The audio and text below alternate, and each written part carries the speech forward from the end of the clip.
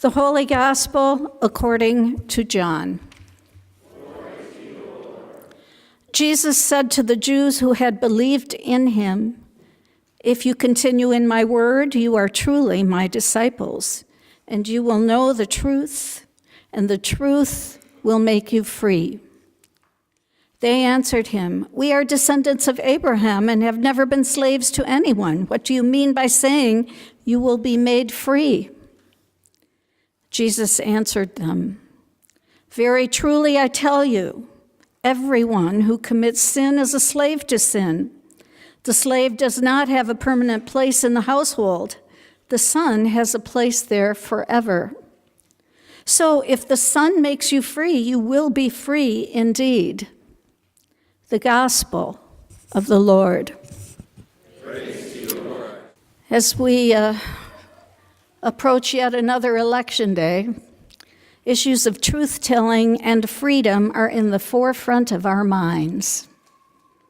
So I find it interesting that on this day, Jesus is speaking to us about truth and freedom. However, Jesus' words to us regarding truth and freedom could not be more different from the way these concepts are discussed in the news and in our present cultural context. In today's passage from John, it takes place within the context of a dialogue between Jesus and his opponents. Jesus' opponents are trapped in their sin, trapped in a dead-end life, and they do not believe him or believe in him. They do not believe he is the new revelation of God, the truth. The focus of the dialogue is all about Jesus' identity. It is all about who Jesus is. And it is a dialogue of faith that centers around two words, truth and freedom. Jesus says, if you continue in my word, you are truly my disciples, and you will know the truth, and the truth will make you free. The truth Jesus is talking about is himself. This truth is not just some concept. It is not an abstract idea, and it is not the opposite of falsehood. The truth he is talking about is a real living person, the person of Jesus himself, the person who reveals to us the truth of what God is like, the truth that God is a God of love. And to connect to Jesus and live in his truth is to be set free from unfaith, from a life of living without faith. Today we are celebrating the Reformation, a change that took place within the church when Martin Luther discovered something about the truth of Jesus 500 plus years ago.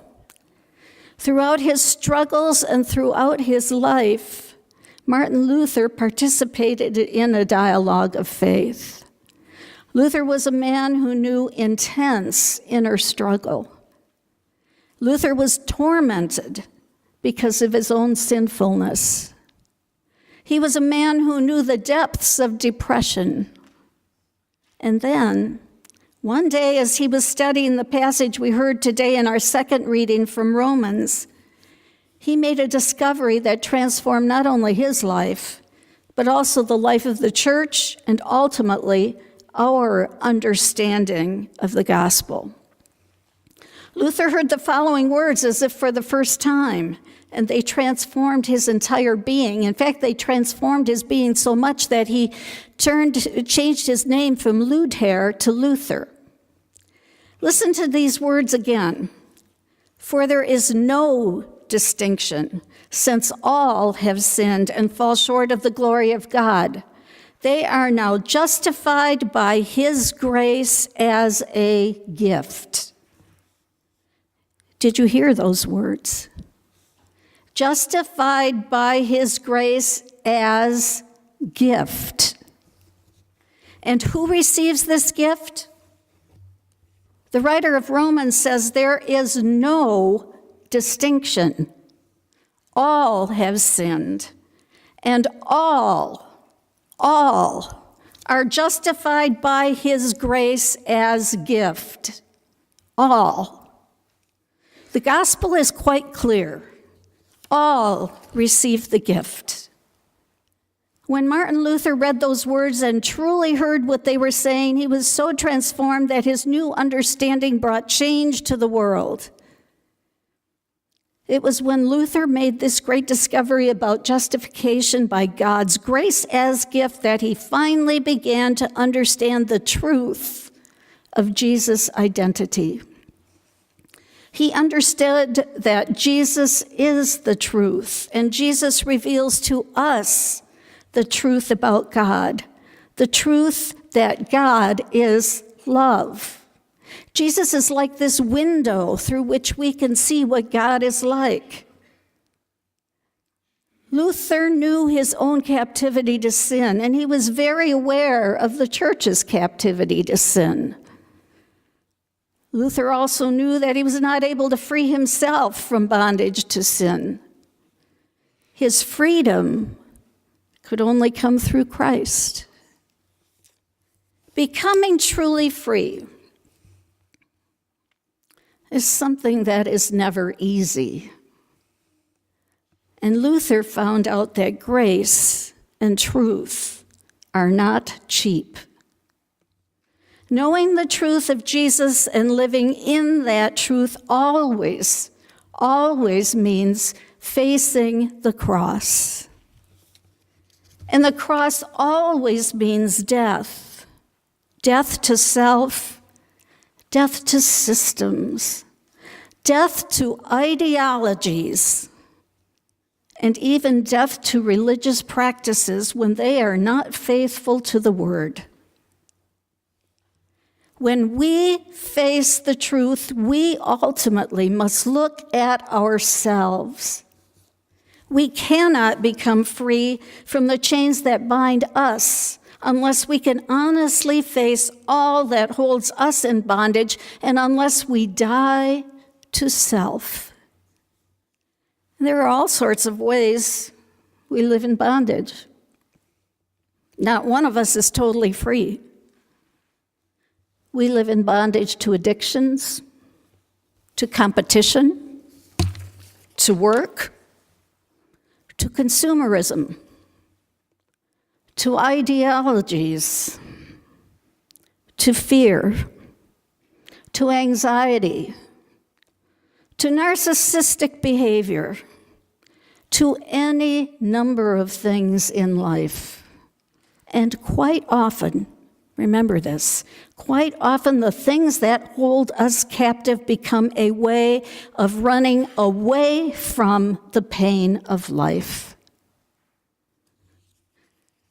Friends, the one truth that will set us free from the chains that bind, including the fear of the living of these days and the fear of death and dying, has eluded most people.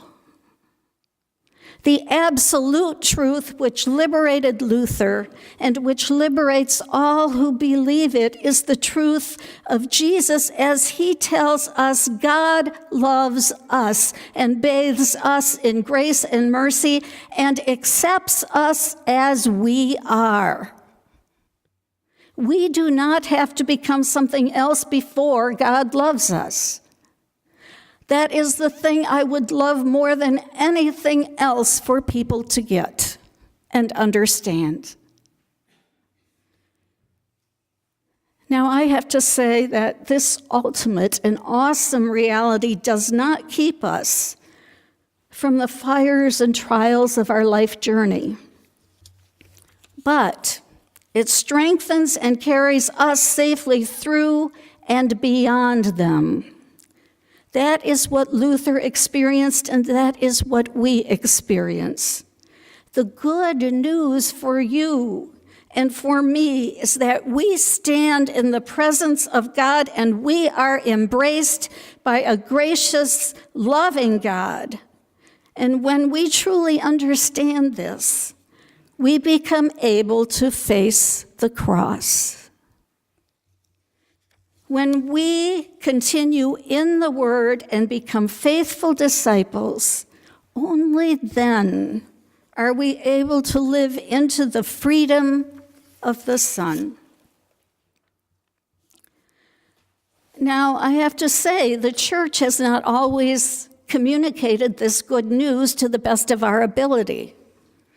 In his book, Between Noon and 3, Episcopal priest Robert Capon talks about this freedom we have been given, and he discusses the way the church has responded to this freedom when he writes, "If we are ever to enter fully into the glorious liberty of the children of God, we are going to have to spend more time thinking about freedom than we do.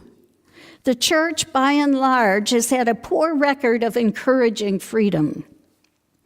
She has spent so much time inculcating in us the fear of making mistakes that she has made us like ill-taught piano students.